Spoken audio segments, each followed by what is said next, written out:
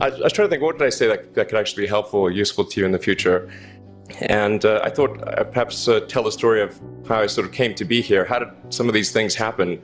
And maybe there's some lessons there, because I often find myself wondering, how did this happen?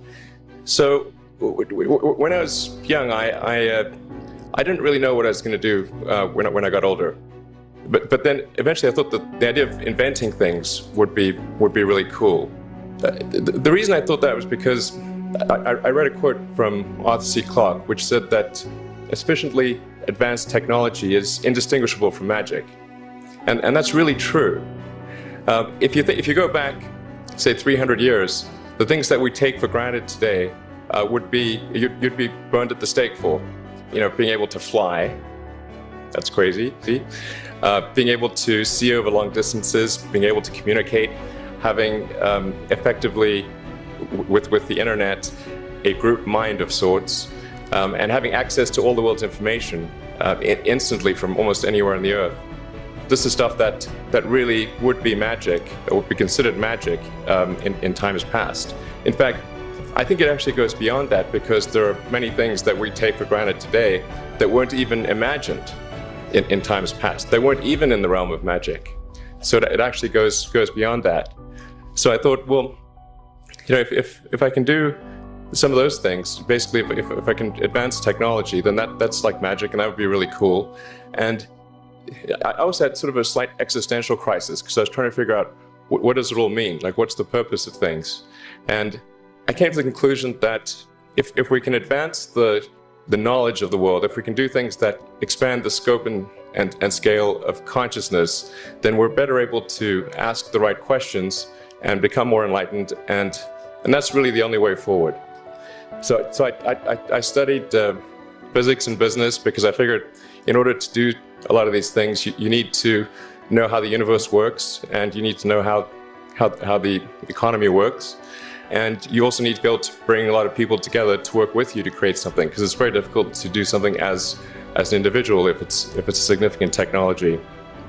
I originally came out to California to try to figure out how to improve the energy density of electric vehicles, basically to try to figure out if there was an advanced capacitor that could serve as an alternative to batteries. And that was in '95, and that's also when the internet started to happen. And I thought, well, I can either pursue this technology where success may not be one of the possible outcomes, which is always tricky, or participate in the internet and be part of it. So I decided to drop out, did some internet stuff, one of which was PayPal. And I think maybe it's helpful to say one of the things that was important then in the creation of PayPal was kind of how it started, because the initial thought with PayPal was to create an agglomeration of financial services, so to have one place where all of your financial services needs would be seamlessly integrated and work smoothly. And then we had like a little feature which was to do email payments. And whenever we'd show the system off to someone, we'd show the hard part, which was the agglomeration of financial services, which was quite difficult to put together. Nobody was interested. Then we'd show people email payments, which was actually quite easy, and everybody was interested. So I think it's important to take feedback from your environment. You want to be as closed loop as possible. So we focused on email payments and really try to make that work, and that's what really got things to take off.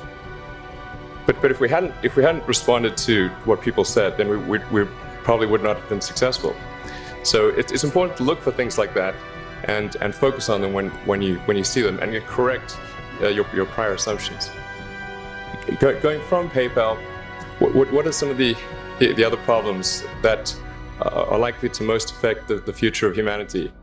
It really wasn't from the perspective of what's the rank-ordered best way to make money, which is okay, but what I think is going to most affect the future of humanity. So I think the biggest terrestrial problem we've got is sustainable energy, but the production and consumption of energy in a sustainable manner. If we don't solve that this century, we're in deep trouble.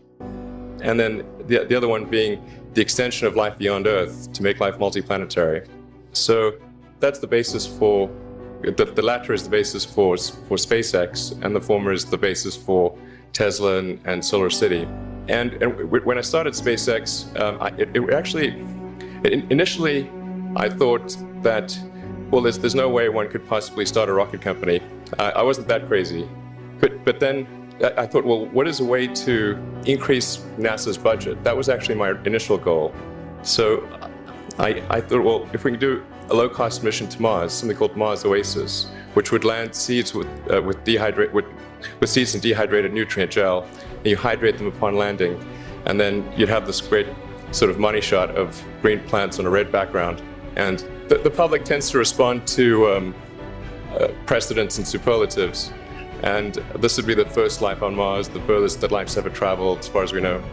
And I thought, well, that would get people really excited, and therefore increase NASA's budget. So obviously, the financial outcome from such a mission would probably be zero.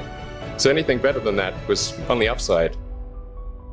So I actually went to Russia 3 times to look at buying a refurbished ICBM, because that was the best deal.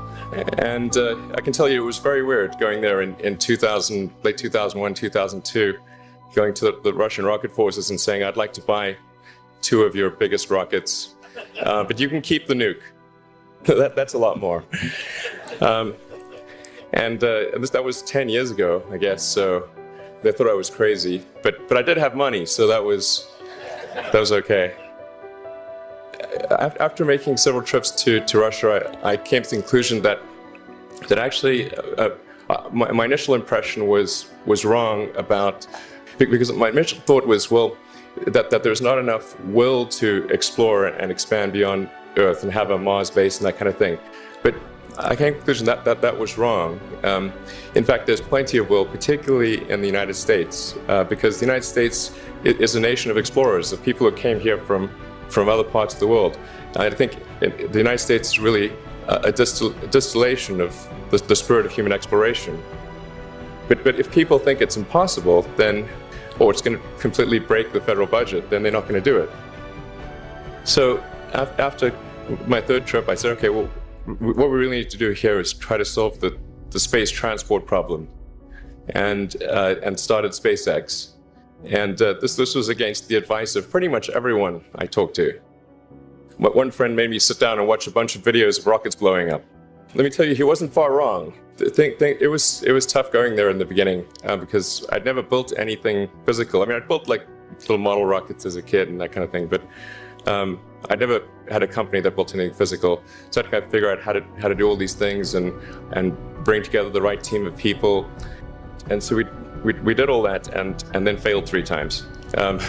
It was tough going. Because the thing about a rocket is that the passing grade is 100%.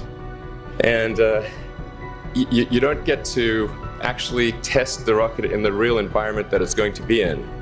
So I think the best analogy for rocket engineering is like if you want to create a really complicated bit of software, you can't run the software as an integrated whole, and you can't run it on the computer it's intended to run on. But the first time you put it all together and run it on that computer, it must run with no bugs. That's basically the essence of it. So we missed the mark there. The first launch, I was picking up bits of rocket near the launch site. It was a bit sad, but we learned with each successive flight, and were able to eventually with the 4th flight in 2008 reach orbit, and that was also with the last bit of money that we had. Thank goodness that happened.